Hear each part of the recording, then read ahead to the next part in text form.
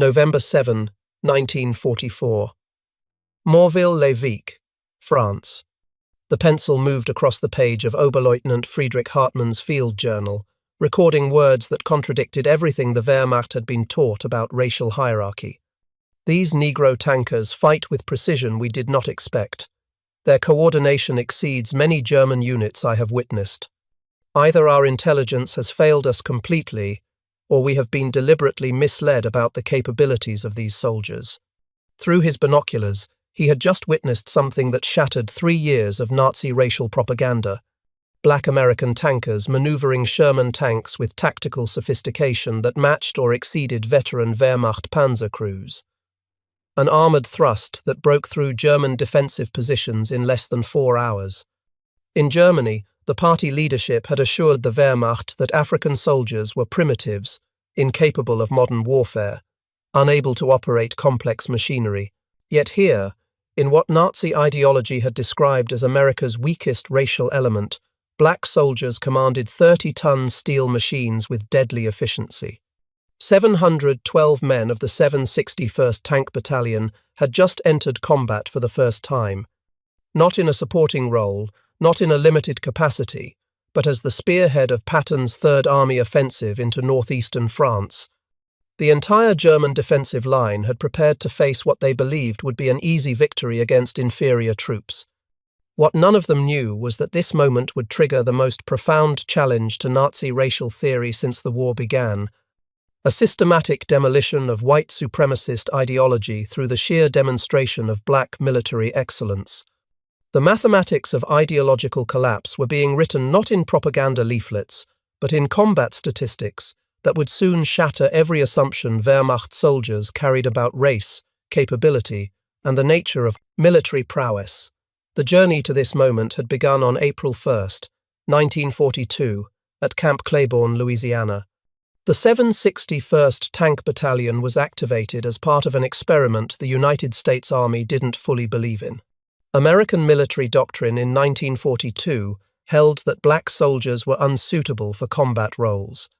Decades of institutional racism had relegated African Americans to labor battalions, mess duties, and service positions.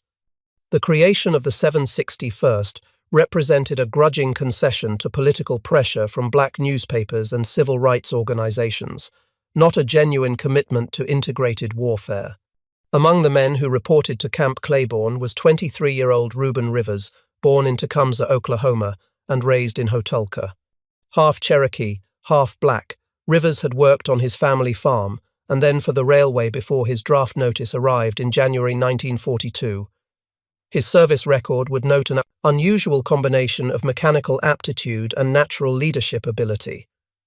Also arriving was Leonard Smith from New York, William McBurney from Pennsylvania, and Preston McNeil from Texas.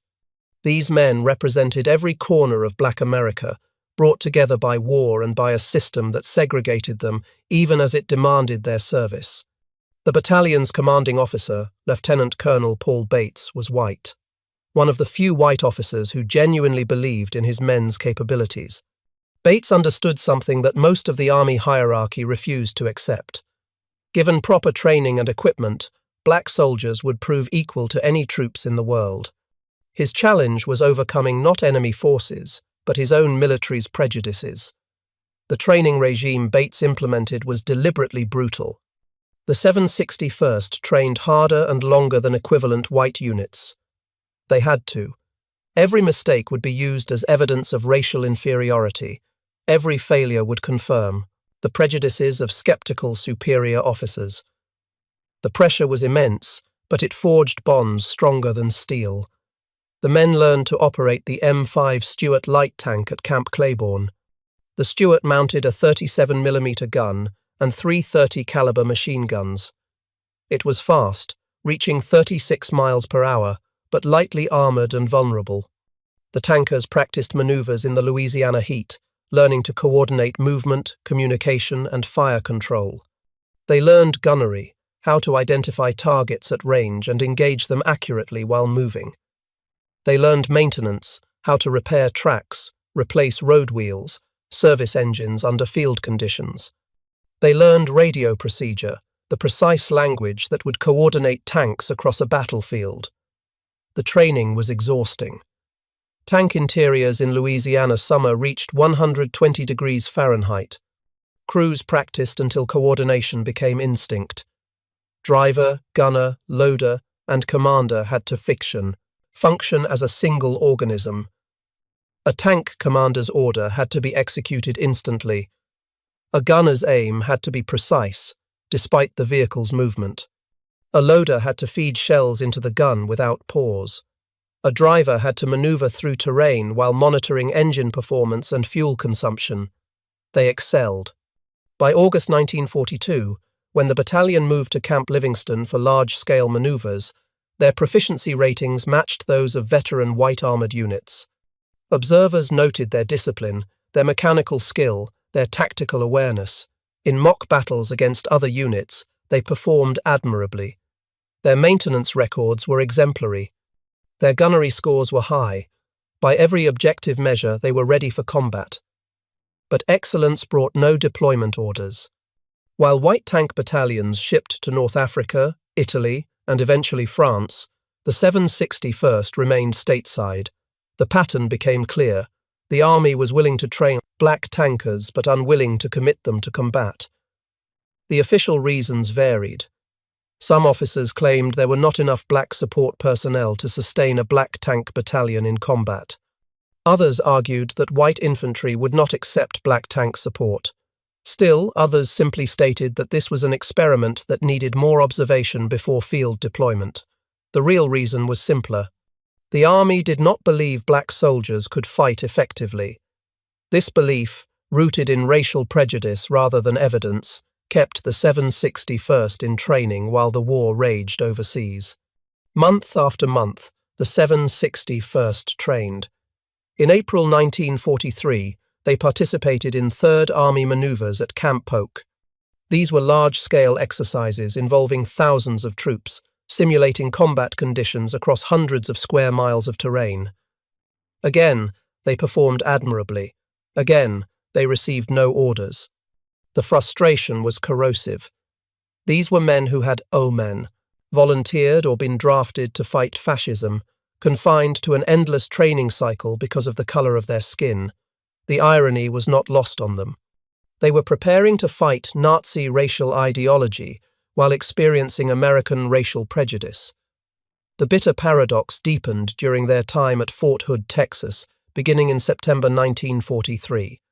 The 761st was upgraded to M4 Sherman medium tanks. The Sherman mounted a 75mm main gun, later upgraded to 76mm.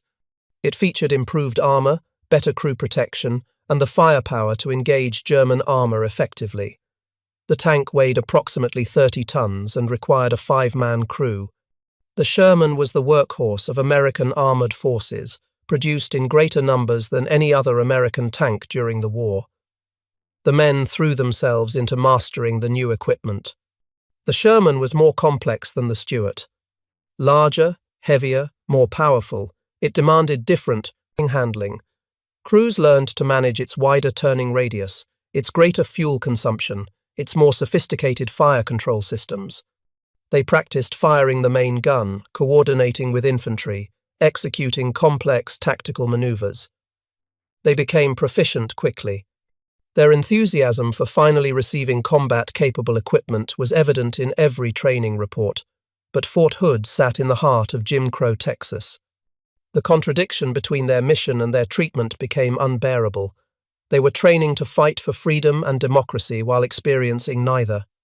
Off-duty, the black soldiers faced segregated facilities everywhere: separate bathrooms, separate water fountains, separate waiting rooms. Restaurants refused to serve them. Businesses turned them away. Local police harassed them. White civilians treated them with contempt. On base, conditions were only marginally better. Black soldiers and white soldiers trained separately, ate separately, slept in separate barracks. Even the post-exchange and movie theater were segregated. Black soldiers who had earned the right to wear the uniform of the United States Army were denied basic dignity because of their skin color. Off-duty, the black soldiers faced segregated facilities, hostile locals, and overt discrimination. One incident crystallized the contradiction. Second Lieutenant Jack Roosevelt Robinson, an exceptional athlete who would later break baseball's color barrier, refused to move to the back of a bus on the Fort Hood base in July 1944. His battalion commander, Lieutenant Colonel Bates, supported him. But senior officers intervened, transferred Robinson to another unit, and court-martialed him. Robinson was eventually acquitted, but too late to deploy with the 761st. The message was clear. Black soldiers, no matter how capable, would be treated as second-class citizens. The deployment order finally came in June 1944. After 2.5 years of training, the 761st Tank Battalion was alerted for overseas movement.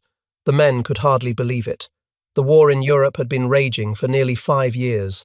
D-Day had occurred on June 6th. Allied forces were establishing themselves in France. The need for armoured units was desperate. Finally, the 761st would get their chance to prove what they had been insisting all along.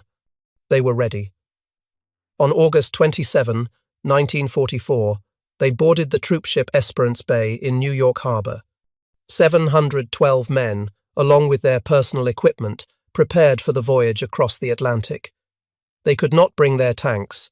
Those would be issued in England, but they brought everything else: weapons, tools, spare parts, personal gear. The organized chaos of embarkation filled the docks as units loaded supplies and equipment. The Esperance Bay was a British vessel, one of hundreds of ships moving men and material across the Atlantic to feed the war in Europe. The accommodations were cramped. Soldiers slept in bunks stacked 4 high in holds that had been converted to troop quarters. Meals were served in shifts. Space was at a premium. But the men's spirits were high. After years of waiting, they were finally going to war. The 10-day voyage to England gave them time to process what lay ahead. They were about to become the first black armoured unit to see combat in the European theatre. Other black units had fought before them. The 92nd Infantry Division had seen combat in Italy. Separate black artillery battalions had supported white infantry divisions. But no black tank battalion had yet entered combat in Europe. The 761st would be first. The weight of representation bore heavily on their shoulders. Every action would be scrutinized, every mistake would be magnified. Success would challenge prevailing assumptions about race. Failure would confirm them. Upon arrival in England, the 761st received the latest version of the Sherman tank, the M4A3, with the upgraded 76mm gun. This was a significant improvement over the 75mm gun they had trained with in Texas. The 76mm had greater armor penetration capability, allowing it to engage German Panthers and Tigers more effectively. The longer gun barrel and improved ammunition gave American tankers a better chance against the heavier German armor they would face in combat. The M4A3 model also featured a more powerful engine, the Ford Gay V8 producing 450 horsepower. This engine gave the Sherman better acceleration and hill-climbing ability than earlier models. The improved power plant made the 30-ton tank more responsive in combat, allowing it to maneuver quickly and take advantage of terrain. These improvements mattered. In tank combat, speed and firepower often meant the difference between survival and death. They trained, briefly on British soil, familiarizing themselves with the upgraded vehicles, conducting gunnery practice, running tactical exercises. The training was compressed, intense. They had only weeks to master the new equipment before shipping to France. British training areas in southern England echoed with the sound of tank engines and gunfire as American units prepared for combat. The 760 first trained alongside white American units and British armoured formations. Some white American soldiers expressed surprise at seeing black tankers. Some British soldiers, less affected by American racial attitudes, treated them simply as fellow soldiers. Then they shipped to France. The English Channel crossing was rough. Tank crews, many of whom had never been to sea before their Atlantic voyage, struggled with seasickness as landing craft pitched and rolled in Channel waters. But they made it. On October 10, 1944, they came ashore at Omaha Beach, 4 months after D-Day. The 5-chapter D-Day beachhead was secure, but the remnants of battle still littered the sand, destroyed equipment, shattered fortifications, and the ghostly atmosphere of ground paid for in blood. The 760 first moved quickly inland, travelling by rail and road toward the front lines. On October 28, 1944, they reached their assembly area near the French-German border. General George Patton, commander of Third Army, had specifically requested the 761st for his push toward the Siegfried Line. Patton was known for his aggressive armoured warfare tactics and his controversial personality. He was also known for his complicated views on race. He had served with Buffalo Soldiers early in his career and respected their fighting ability. Yet he also harboured the prejudices common to his generation and social class. When Patton addressed the 761st on October 28, his speech was characteristically blunt. "Men, you are the first Negro tankers to ever fight in the American Army. I would never have asked for you if you were not good. I have nothing but the best in my army. I do not care what colour you are as long as you go up there and kill those Kraut sons of bitches. Everyone has their eyes on you and is expecting great things from you. Most of all, your race is looking forward to your success. Do not let them down, and damn you, do not let me down." The speech was vintage Patton, mixing profanity, motivation, and acknowledgement of the racial dynamics at play. The men of the 761st understood the subtext. They were on trial. Their performance would be judged not just as soldiers, but as representatives of their entire race. The pressure was immense, but they had trained for this moment for 30 months. On November 7, 1944, the 761st Tank Battalion entered combat. Their first objective was the German-held town of Morville-les-Vicq in northeastern France. The town sat astride a key road, a junction that the Germans had fortified. Previous American attacks had failed to dislodge the defenders. The 761st was attached to the 26th Infantry Division and ordered to break the stalemate. Captain John Long of B Company led the assault. Long was a no-nonsense officer from Detroit who had earned his men's respect through competence and courage. Behind him, Sergeant Roy King commanded the lead Sherman tank. The attack began at dawn. As King's tank entered Morville-les-Vicq, a German soldier armed with a Panzerfaust, an anti-tank rocket launcher, fired from a building. The shaped charge struck the Sherman's flank, disabling the tank and wounding 2 crew members. The situation was critical. The lead tank was immobilized, blocking the narrow street. German defenders were converging on the position. King and his crew dragged the wounded men to cover behind the tank.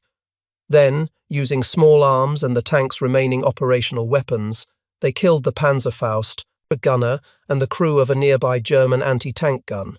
The rest of B Company pushed into the town. Staff Sergeant Reuben Rivers encountered a German roadblock, a felled tree reinforced with mines blocking the advance. German mortar and small arms fire pinned down the accompanying infantry. The entire attack threatened to bog down. Without hesitation, Rivers dismounted from his tank. Under direct fire, he attached a tow cable to the roadblock and climbed back into his Sherman.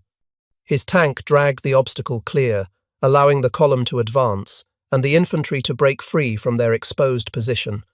For this action, Rivers would later receive the Silver Star. By the end of the day, November 7, the 761st had captured Morville-les-Vicq. The Germans had defended stubbornly, but the Black Panthers, as the battalion had nicknamed themselves after their unit insignia, had prevailed. The cost was significant. Sergeant Roy King died of his wounds.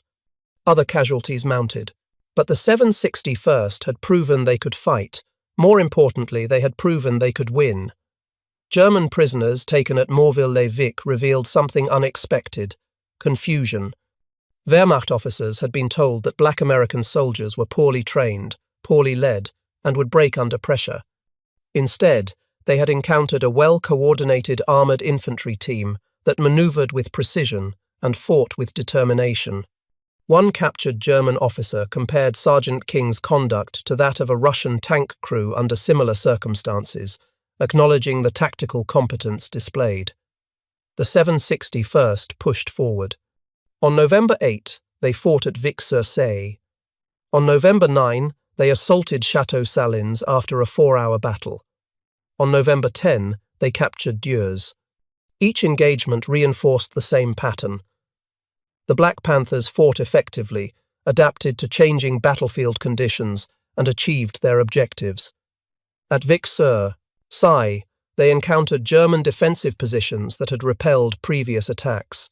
The town sat on elevated ground, giving defenders clear fields of fire. German anti-tank guns covered the approach roads. Machine gun positions dominated key intersections. The 761st coordinated with infantry, using smoke to obscure German observation, suppressing defensive positions with tank fire while infantry advanced under cover. They took the town with minimal casualties through superior tactics and coordination. At Château Salins, they faced a more determined defense. German troops had fortified stone buildings, creating strongpoints that dominated the town center.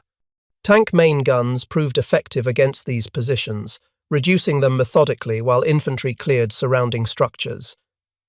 The 4-hour battle demonstrated the battalion's growing combat effectiveness. They were learning, adapting, improving with each engagement. The men themselves were surprised by how well they performed under fire. Years of training had prepared them technically, but combat revealed character. Fear was universal, but they functioned despite it. The sounds of battle, the smell of cordite, the sight of casualties, all the sensory overload of combat became manageable through training and leadership. Tank commanders made decisions calmly under fire. Crews executed orders despite danger. The battalion functioned as it had been designed to function. Sergeant Warren Cressy became legendary for his courage. When his Sherman was knocked out by a German anti-tank gun, Cressy jumped out, commandeered a machine gun on a nearby half-track, and used it to eliminate the enemy crew. Then he climbed onto another tank and continued fighting. His actions earned him a battlefield commission to second lieutenant. Cressy's combat record over the entire campaign was extraordinary. He fought at the front continuously, demonstrating tactical skill and personal courage that earned respect from everyone who witnessed it. Tank commanders who served with him recalled his calm under fire, his ability to make quick tactical decisions, his willingness to expose himself to danger to accomplish the mission. These qualities, repeated across the battalion by dozens of men, defined the unit's character. The 761st was not just one or two exceptional individuals. It was an entire battalion of trained, motivated, capable soldiers who performed their duties under the most demanding circumstances imaginable. Every tank crew functioned effectively. Every platoon executed orders professionally. The battalion as a whole achieved its objectives repeatedly against determined opposition. This collective excellence made the unit's achievement significant. It proved that black soldiers in general, not just a few exceptional individuals, could perform as well as any troops in combat. But the most remarkable story of the 761st's early combat belonged to Staff Sergeant Reuben Rivers. On November 16, Rivers was leading a company's advance toward Gebling when his Sherman struck a mine at a railroad crossing. The explosion tore through the tank's belly armor and sent shrapnel ripping through the crew compartment. Rivers took the worst of it. Metal fragments slashed his leg from knee to thigh, cutting down to the bone. The wound was catastrophic, requiring immediate evacuation. Captain David Williams, the company commander, reached Rivers' position with a medic. They carried morphine to dull the pain before evacuation. Williams later recalled the conversation. "Reuben, you are going back. You have got $1 million wound. This is your ticket home." Rivers refused. He would not accept morphine because he said it would cloud his judgment. He would not accept evacuation because his men needed him. The medics cleaned and dressed the wound, but Rivers could see German artillery observers marking the position. He climbed into another Sherman and took of Crepes' command. Through the night of November 16, Rivers remained with A Company as they prepared to assault Gebling. By dawn on November 17, his leg had swollen grotesquely. Infection was setting in. The wound was turning gangrenous. Every movement caused visible agony. Captain Williams again ordered evacuation. Rivers again refused. "Captain, you know better than that. This is going to be tough." Rivers led the assault into Gebling. His tank crew later reported that he directed their fire through gritted teeth, sweat pouring down his face from pain and fever. The Germans defended Gebling fiercely. The 761st lost 3 tanks to anti-tank fire and 1 to mines, just taking the town. Rivers' Sherman engaged enemy positions throughout the day, knocking out machine gun nests and suppressing German infantry. Through November 17 and 18, Rivers continued commanding his tank. His condition deteriorated rapidly. The infection was spreading. Medical officers, who examined him in the field, were horrified that he was still fighting. By the morning of November 19, Rivers was clearly dying. His leg was black with gangrene. Fever racked his body. But a company was ordered to advance toward Borgeltroff, and Rivers refused to be left behind. At dawn, a company pushed out from Gebling. Almost immediately, they came under heavy anti-tank fire from concealed German positions. Captain Williams ordered his tanks to pull back to cover. Rivers radioed that he had located the enemy anti-tank guns. He and another Sherman moved forward to engage, covering the company's withdrawal. The German guns concentrated their fire on the 2 exposed American tanks. Armor-piercing rounds struck Rivers' Sherman repeatedly. One penetrated the turret. The tank exploded. Staff Sergeant Reuben Rivers died instantly. 2 other crew members were killed. The survivors were wounded. Rivers had fought for 3 days with a wound that should have killed him on day 1. His leadership and sacrifice had enabled A Company to capture 2 heavily defended towns and inflict significant casualties on German forces. For his actions from November 16 to 19, Rivers would eventually receive the Medal of Honor, though not until January 1997, 53 years after his death. The 761st Tank Battalion continued fighting. There was no time to process grief. The war demanded constant forward motion. On December 16, 1944, Germany launched its last major offensive in the West. The Battle of the Bulge caught Allied forces by surprise, creating a dangerous salient in American lines and threatening to reach the port of Antwerp. The 761st was rushed north to help contain the German breakthrough. They were attached to the 87th Infantry Division and thrown into the fight for the Belgian town of Tillet. The movement north was chaotic. Allied forces were scrambling to respond to the POM, surprise German offensive. Roads were clogged with retreating units, refugees, and supply columns. The 760 first moved through this chaos, reaching their assembly area on January 6, 1945. They went into action immediately. The battle for Tillet would prove to be one of the fiercest engagements the Black Panthers fought. German SS Panzer troops defended the town with fanatical determination.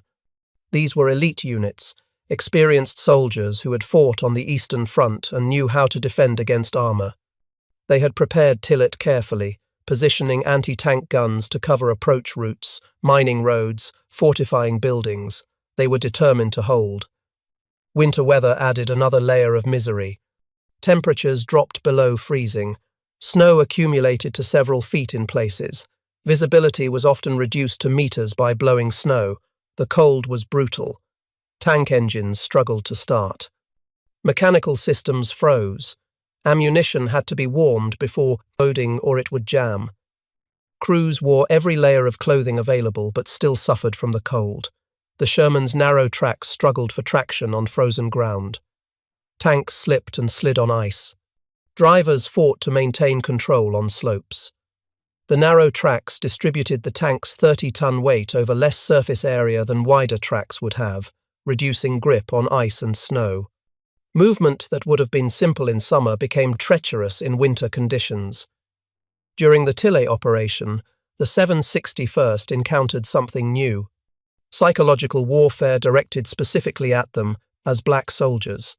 German radio broadcasts, delivered by American-born propagandist Mildred Gillars, known as Axis Sally, jammed American communications channels. Good morning, Negro soldiers of the 761st.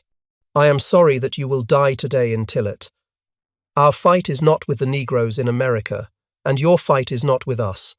Your fellow Negroes are rioting in Cleveland. Your commander, Captain Williams, is leading you to death and destruction.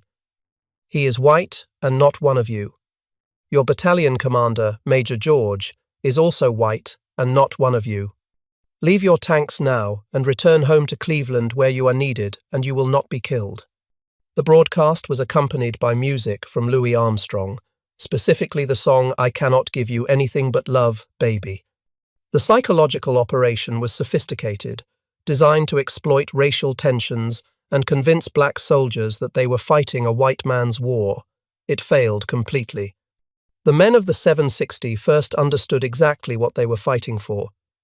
Not just against Nazi Germany, but against the very racial ideology that Axis Sally's broadcast represented. Tank Commander Frank Cochrane's response, radioed to his company, became legendary. They have hit me 3 times, but I am still giving them hell.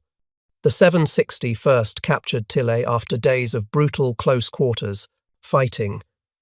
German defenders were shocked when they surrendered and discovered that black soldiers had defeated them. Many Wehrmacht soldiers had internalized Nazi propaganda so completely that encountering skilled black tankers produced cognitive dissonance. How could an inferior race defeat superior German troops? German prisoners captured by the 760 first often displayed visible confusion and fear. One prisoner at Tillet asked, "What are you doing here? This is a white man's war." The answer, obvious to everyone except true believers in racial theory, was that Nazi racial ideology was simply wrong. Nazi propaganda about black soldiers being inferior was extensively documented and widespread. The regime had conducted propaganda campaigns depicting black people as subhuman since the 1920s, long before the war began. These campaigns served multiple purposes. They reinforced Nazi racial theories at home. They prepared German soldiers to view their enemies as inferior. They attempted to divide Allied forces by exploiting racial tensions. The regime had spent years building these beliefs. Hitler's Mein Kampf, written in 1925 and 1926, contained explicit references to contamination of the white race through contact with black people. The book argued that racial mixing would lead to the decline of civilization. These ideas were not fringe beliefs, but central Nazi doctrine, taught in schools, preached in propaganda, enforced through law. The Nuremberg Laws of 1935, primarily known for targeting Jews, also applied to black people in Germany. People of African descent were classified as racially alien. They faced legal discrimination, social ostracism, and eventually violent persecution.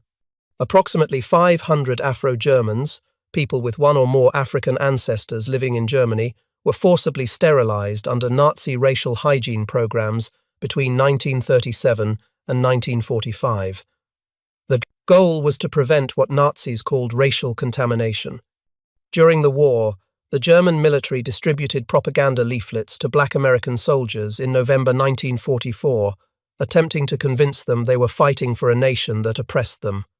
These leaflets, examples of which are preserved in the United States Holocaust Memorial Museum collection, depicted scenes of lynching and discrimination in America. They asked black soldiers why they were fighting for a country that treated them as second-class citizens. The psychological operation was sophisticated but ultimately ineffective because it underestimated black soldiers' understanding of what they were fighting against. Nazi cartoons depicted black soldiers as primitives incapable of modern warfare. German propaganda magazines published illustrations showing black American troops as savage, subhuman figures who threatened civilization. These images drew on centuries of racist stereotypes, amplified by Nazi ideology. Wehrmacht soldiers were exposed to this propaganda throughout their training and service. Many internalized it completely. The Black Horror on the Rhine propaganda campaign had portrayed African soldiers in the French army during World War I as savages who committed atrocities against German civilians. Though these accusations were largely fabricated, they were widely believed in Germany and formed part of the narrative German soldiers carried into World War II. Wehrmacht training materials reinforced these beliefs, preparing German soldiers to face what they were told would be inferior opponents. German military intelligence assessments of American forces consistently underestimated black units, predicting they would break under pressure and fight poorly. These assessments reflected ideological bias rather than objective analysis. When reality contradicted these predictions, many German soldiers experienced cognitive dissonance that began to crack their faith in Nazi ideology. The reality proved devastatingly different. The 761st continued operations through the winter of 1944 and into 1945. They fought in the Rhineland campaign, breaching the Siegfried Line in March 1945. This accomplishment was particularly significant. The Siegfried Line, known to Germans as the West Wall, was a series of fortifications along Germany's western border. It stretched for nearly 400 miles from the Netherlands to Switzerland. The line consisted of more than 18,000 bunkers, tunnels, and tank traps. Concrete fortifications housed anti-tank guns and machine guns with interlocking fields of fire. Dragon's teeth, pyramid-shaped concrete obstacles, blocked tank movement, minefields covered approaches. The Germans had spent years building these defences and considered them virtually impenetrable. Breaking through required coordinated infantry tank assaults against prepared positions defended by experienced German troops who were now fighting for their homeland. The 761st participated in multiple assaults on Siegfried Line positions. Each attack required meticulous planning. Engineers cleared mines and demolished obstacles under covering fire from tanks. Infantry advanced in close coordination with armour, each supporting the other. Artillery suppressed German defensive positions while tanks and infantry manoeuvred into assault positions.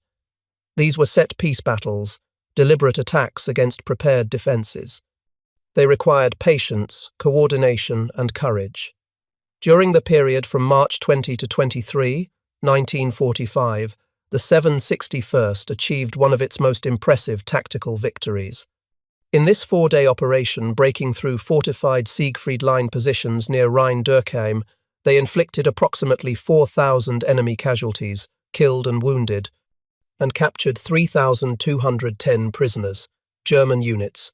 Defending this sector included elements of the Luftwaffe Field Division and Volkssturm militia, as well as regular Wehrmacht infantry. The breakthrough allowed Allied forces to advance deeper into Germany, collapsing German defensive lines and hastening the end of the war. This single operation demonstrated the full evolution of the battalion's combat effectiveness.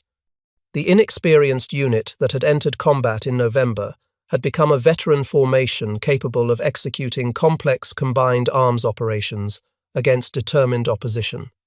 Their success proved that skill, training, and leadership mattered more than race.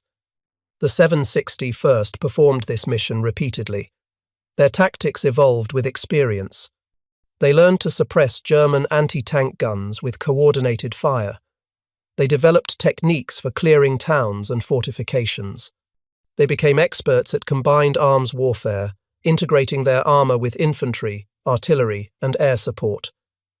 By late March 1945, the Black Panthers were among the most experienced armoured units in Patton's Third Army. German prisoners taken by the 761st were treated according to the Geneva Convention with professionalism and humanity. This behaviour, so at odds with what German soldiers had been told to expect from black soldiers, created another crack in Nazi ideology. If the Nazis had lied about black soldiers being murderous primitives, what else had they lied about? Some German prisoners later testified that capture by black American troops was the moment they began questioning everything the Third Reich had taught them. At the end of March 1945, the 761st crossed the Rhine River and pushed deep into Germany. The Rhine crossing was a major Allied operation. The river had served as Germany's last major natural defensive barrier in the west. Once across, Allied forces could advance into the industrial heart of Germany. The 761st crossed as part of a massive movement of men and equipment. Engineers had constructed pontoon bridges. Traffic control units managed the flow of vehicles. The crossing was orderly, professional, a demonstration of Allied logistical superiority. Over the following weeks, they participated in the encirclement of German forces in the Ruhr pocket. This massive operation trapped hundreds of thousands of Wehrmacht and SS troops, effectively ending German capacity to defend Western Germany. The Ruhr was Germany's industrial heartland. Losing it meant losing the capacity to produce weapons, ammunition, and supplies. German forces attempted to break out of the encirclement. They failed. Allied forces tightened the noose methodically. The 761st's role was to maintain pressure on retreating German forces, preventing them from establishing new defensive lines. They conducted pursuit operations, moving rapidly to keep enemy units off balance. They engaged in meeting engagements with German forces, attempting to withdraw. They captured towns whose defenders had not yet received orders to retreat. The pace was exhausting but exhilarating. After months of slow, grinding combat against prepared defenses, they were now pursuing a broken enemy. They captured dozens of towns whose names blur together in after-action reports. Small German villages, farming communities, industrial suburbs. Each had to be cleared. Each might contain defenders. Tank crews remained alert despite fatigue, scanning for threats, ready to engage. Infantry followed close behind, clearing buildings, taking prisoners. The routine became familiar. Approach town. Suppress any resistance with tank fire. Infantry moves in. Clear structures. Move to next objective. They destroyed hundreds of German vehicles, trucks abandoned by retreating units, staff cars whose officers had fled on foot, half tracks out of fuel, artillery pieces left behind. Some were destroyed by tank fire. Others were simply disabled to prevent future use. The roads of Germany in April 1945 were littered with abandoned equipment, evidence of a collapsing army. Throughout the campaign, they maintained operational effectiveness despite equipment wear and continuous combat stress. Tank maintenance was crucial. Tracks wore out, engines needed service. Weapons required cleaning, ammunition had to be loaded, fuel had to be found. The maintenance crews and supply personnel who kept the tanks running rarely received recognition, but without them, the combat crews could not have functioned. Their maintenance crews performed miracles keeping vehicles functional. Working through the night, often under fire, they replaced damaged parts, repaired broken systems, kept the Shermans rolling. Some vehicles that should have been sent to rear area maintenance depots were kept operational through improvisation and determination. Crews cannibalized damaged tanks for parts. They fabricated repairs from available materials. They did whatever was necessary to keep their vehicles in the fight. Their tank commanders adapted to fighting with replacement personnel who arrived with less training than the original battalion members. By April 1945, the battalion's composition had changed significantly. Combat losses and non-battle casualties had been replaced by new personnel. These replacements, often arriving straight from training with no combat experience, had to learn quickly. Veteran crew members taught them. Tank commanders integrated them into their crews. The battalion absorbed these new soldiers and maintained its effectiveness. Their leadership, from Lieutenant Colonel Bates down through company and platoon commanders, held the unit together through sheer force of will. In late April 1945, the 761st received orders to push toward Austria. They were among the first American units to link up with Soviet forces advancing from the east. On April 26, 1945, tanks of the 761st met Soviet armor near Steyr, Austria. The meeting was symbolic. Allied forces from west and east had split Germany in two. The Third Reich was finished. For the men of the 761st, the encounter with Soviet soldiers proved memorable. Soviet tank crews included women.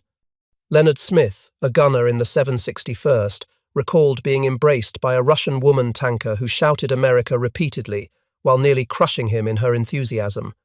The cultural exchange was brief but meaningful. Soldiers who had fought across thousands of miles to defeat fascism shared a moment of triumph. May 8, 1945, Victory in Europe Day. The war in Europe officially ended. The 761st Tank Battalion had been in continuous combat for 183 days. No other American armored unit in the European theater fought for so long without relief. This extraordinary record was officially recognized in the Presidential Unit Citation signed by President Jimmy Carter in 1978. The statistics of their service were remarkable. They participated in 4 major Allied campaigns: the Northern France Campaign, the Rhineland Campaign, the Ardennes-Alsace Campaign, and the Central Europe Campaign. They fought across 6 countries: France, Belgium, Luxembourg, the Netherlands, Germany, and Austria. They liberated or captured over 30 towns. Over the course of the entire 183-day campaign, they inflicted approximately 130,000 casualties on German forces through direct combat, artillery coordination, and combined operations with infantry divisions. 3 officers and 31 enlisted men of the 761st were killed in action. 22 officers and 180 enlisted men were wounded. The battalion also suffered 44 non-battle casualties in November 1944 alone, including injuries, illness, and combat fatigue. When including replacements received and subsequently lost over 183 days of continuous combat, the overall casualty rate approached 50%, as stated in the Presidential Unit Citation. For their service, members of the battalion received 11 Silver Stars, 69 Bronze Stars, and approximately 300 Purple Hearts. Staff Sergeant Reuben Rivers received the Medal of Honor posthumously in 1997, awarded by President Bill Clinton on January 13 of that year. In 1978, President Jimmy Carter awarded the 761st Tank Battalion the Presidential Unit Citation, recognizing their extraordinary heroism and performance. The citation was made official on April 10, 1978. But the most significant impact of the 761st cannot be measured in statistics. Their combat performance fundamentally challenged racial assumptions that had dominated American military thinking for decades.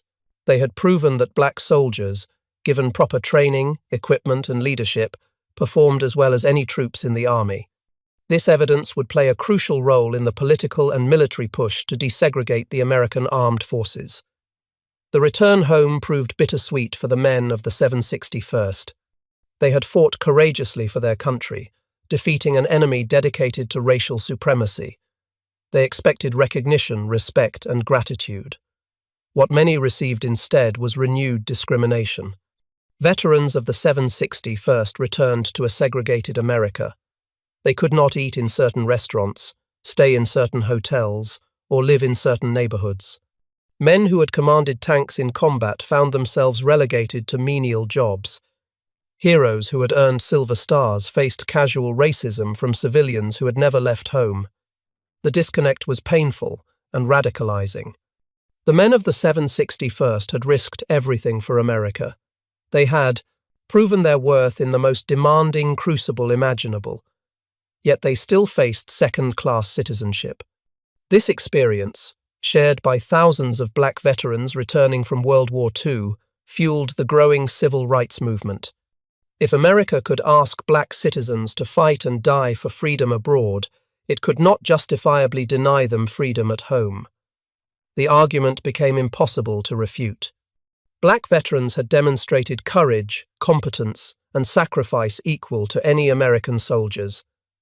Denying them equal rights at home, while celebrating their victories abroad, exposed the moral bankruptcy of segregation. The political pressure became overwhelming. Organizations like the NAACP used the combat records of units like the 761st as evidence in their campaigns for equality.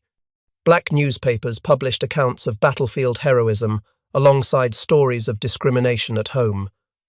The contradiction became too glaring to ignore. Veterans testified before Congress about fighting fascism abroad while facing discrimination at home. Their testimony carried weight that no academic argument could match. They had bled for America. They had proven their worth under fire. They demanded recognition. White veterans also played a role.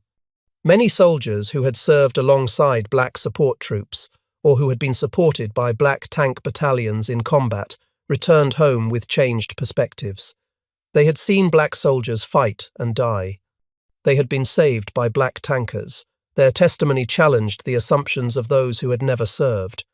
Military commanders, including some who had initially opposed black combat troops, submitted reports documenting their effectiveness. The evidence was overwhelming. President Harry Truman signed Executive Order 9981 on July 26, 1948, mandating the desegregation of the United States Armed Forces. The order cited the need for equality of treatment and opportunity for all persons in the armed services without regard to race.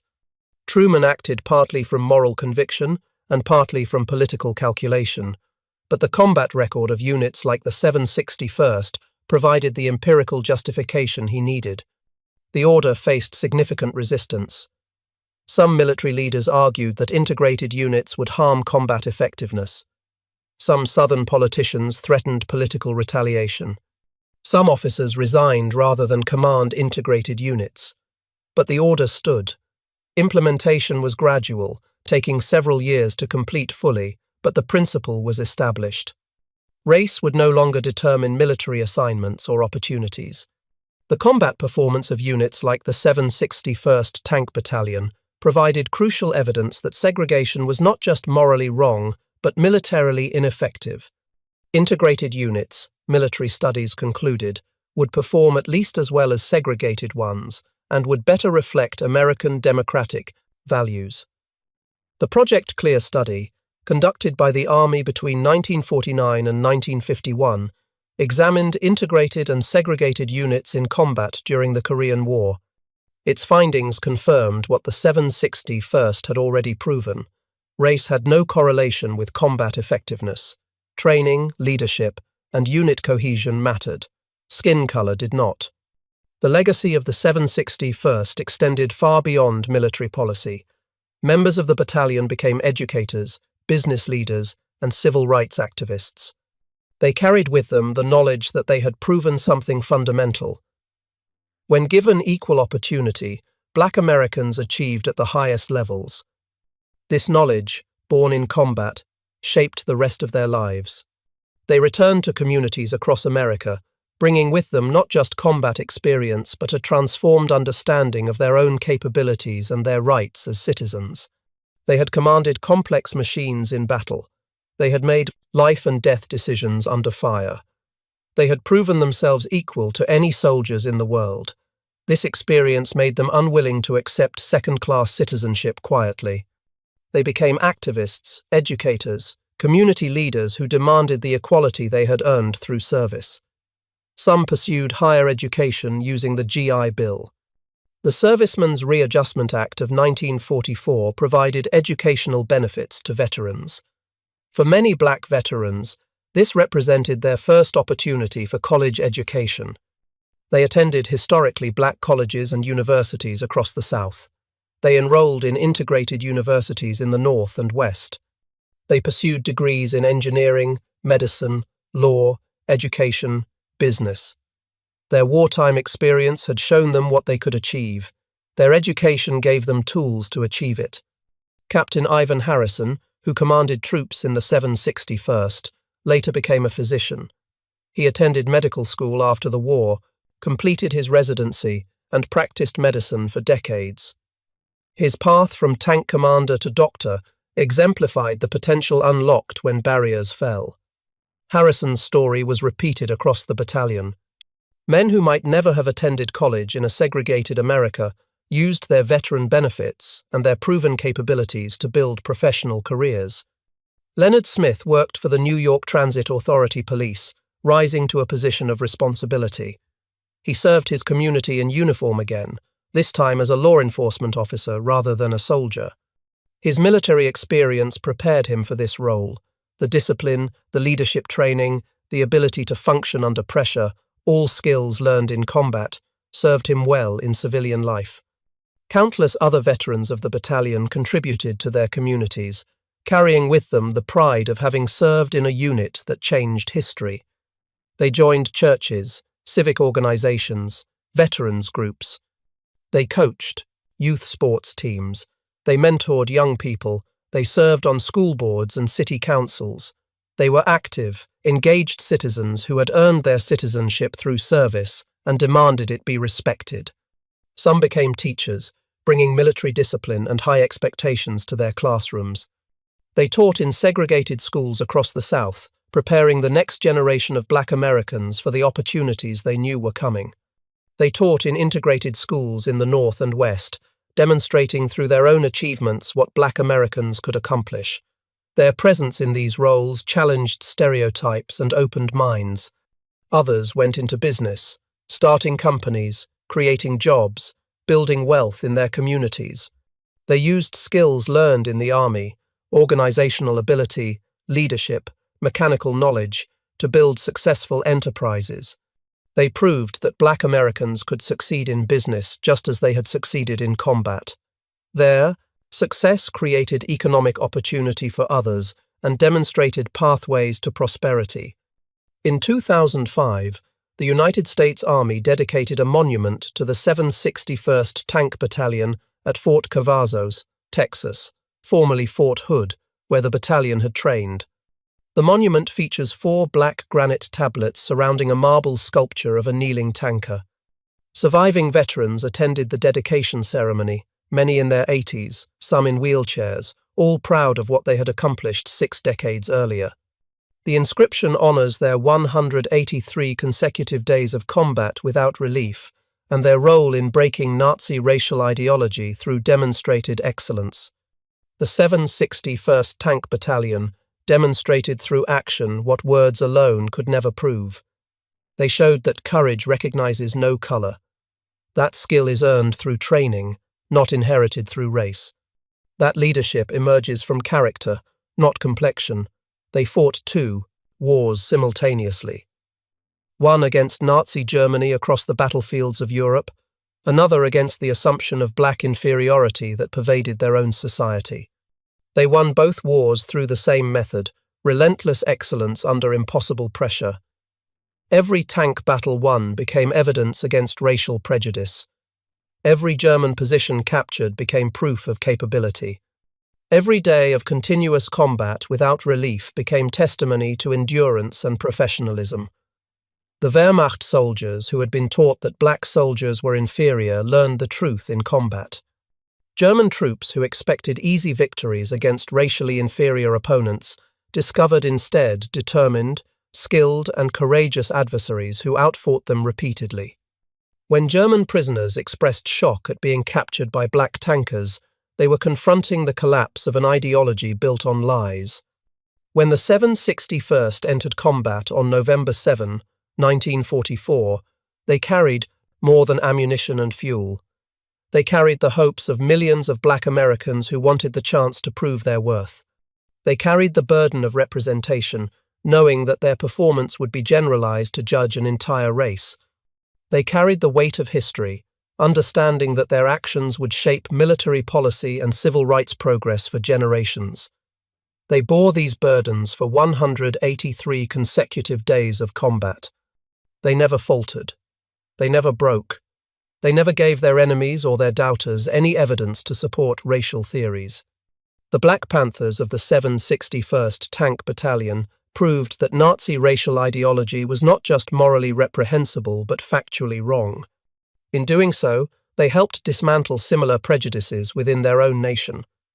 Their legacy extends beyond the battlefields of Europe to the ongoing struggle for equality and justice. They demonstrated that when barriers fall and opportunity opens, excellence emerges regardless of race. That lesson, purchased with blood and courage across 183 days of unrelenting combat, remains their greatest victory.